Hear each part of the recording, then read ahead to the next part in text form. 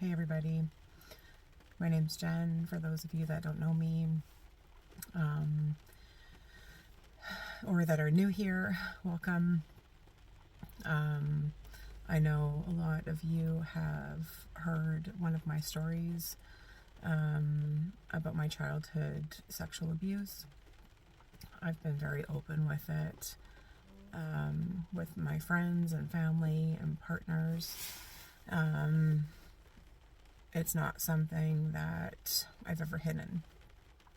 And it's also something now that I feel is super important to share in my life for other people that may have gone through the same thing, or that are struggling to find their voice and to share their stories. I am such a huge believer in sharing your stories with the right people in safe spaces, because it's just removing it from your body. It's removing that pain and the trauma, and it helps get rid of the guilt and the shame and all of the icky feelings that go along with being abused.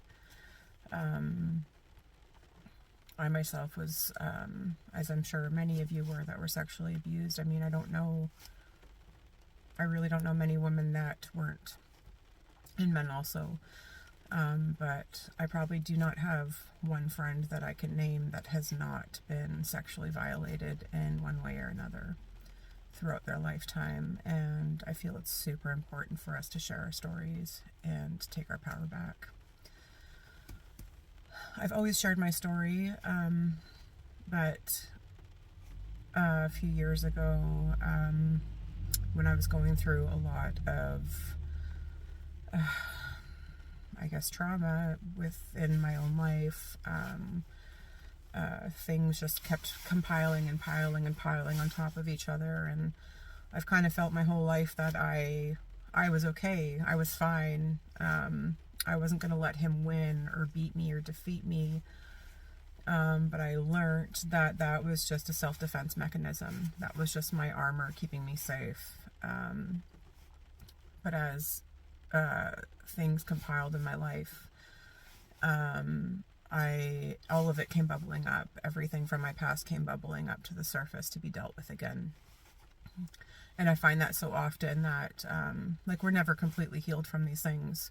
We just keep spiraling back around and finding deeper truths each time that we're triggered by something. It's just another invitation to lean into it and to clean it out. So about 3 years ago, I went on a really deep healing journey, and I started doing women's circles. And the healer that I was working with at the time, even though I was coming in with all different things I wanted to talk about that had nothing to do with my past, her method was that you start at the root and go back to the original wounds. Because everything in our life, if we don't heal those original wounds, are filtered through those wounds. So we went back, and that was the beginning for me. My father died 11 days after I was born, and my mother's next husband was a pedophile. So from about the age of 1 to I think 8 is when the last abuse happened, when I was about 8 years old.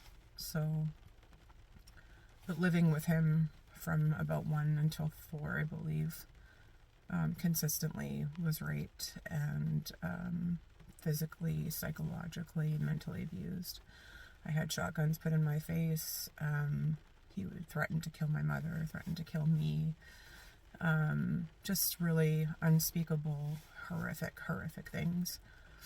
And as I went through my process, just sitting in circles with other women, the more I healed and the more I spoke about it, the more memories came back.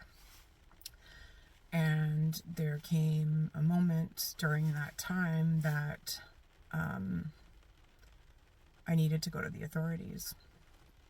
And that was not ever something that was ever on my radar, never something that I ever even thought about, because it was so long ago, and I'm well aware of how our justice system works. So but it just became important. It was just something I had to do, and it needed to be done, and so I did. And about, I guess, 2.5 years ago, I went to the RCMP, and I sat in there for over an hour, being videotaped and recorded, and I told my story. And I kind of left it at that. It wasn't about justice. It was about speaking my truth to the right people. And I wanted him to know that I wasn't afraid of him anymore, and that I wasn't going to be silent anymore. So that was a key piece for me. So I took it to the RCMP years ago, and just recently I received a phone call with the conclusion from the file. And it was pretty much what I had expected. They had taken it as far as they could go, and they didn't feel that they had a winning case with the Crown, and so it was denied. They did, however, bring him in for questioning, and they questioned his family and his friends and his community. And so he was exposed, which was really my main goal of that, because I don't feel that a person like that can change. I feel that that's who you are. You're either born with it, or you're traumatized yourself and are repeating things that were done to you. There were other people that were involved that I know that he had assaulted and raped, and the police officer told me, had they shared their stories, that it would have been a nail in the coffin and we would have been able to take him down. But they did not want to share their stories, and I can't blame them for that. It's been 40 years, and I honor that some people just don't want to dig up the past, and they just want to let it lie, and I respect that, and I have no desire to disrupt their lives either, because I know that would be traumatizing in itself, to force people to do something like that, which is not what I wanted. But the unhealed version of me might be angry and resentful about that, but fortunately I have spoke about this and healed so much from it. I'll never say I'm completely healed. It affected my life deeply, but to be able to speak my truth to the authorities, and to have them go and knock on his door and say, hey, remember this girl, and to just maybe have him like quiver in his boots even just a little bit and expose him to his family, is enough for me. And it did bring me a lot of closure, because he knows that I'm not afraid anymore. He knows I'm not that scared little girl anymore that's afraid to talk, and it may have taken me 40 years to do that, but it was immensely helpful to me. So I'm sharing this because I know that there's so many out there of you that have gone through similar things, and it's never too late. It's never too late to go to the authorities. It doesn't have to be about justice, but it's about speaking your truth and letting it exist outside of your body. Go tell people that will listen to you, that will sit with you, that will cry with you. I am forever grateful for every single woman that sat with me in circle and listened to horrific stories that I had to share.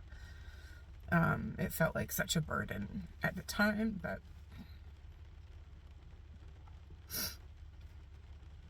they all sat there with me, and they listened, and they held me, and it healed me more than I can ever share. And it was just that extra piece of taking it to the police and letting them know that really helped give me some closure in the situation.